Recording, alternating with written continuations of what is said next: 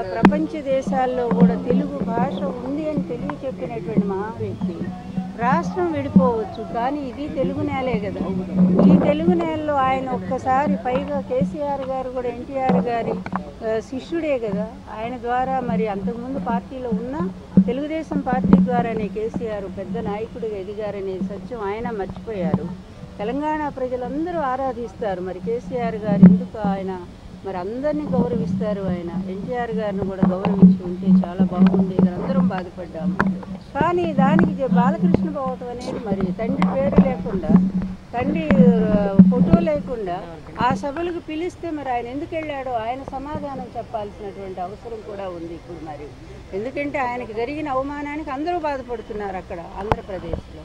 కానీ మరి ఆయన కొడుకుగా ఉండి కూడా ఆయన ఎందుకు అక్కడికి వెళ్ళారనేది ఆయన తప్పనిసరిగా దీనికి సమాధానం చెప్పాల్సి.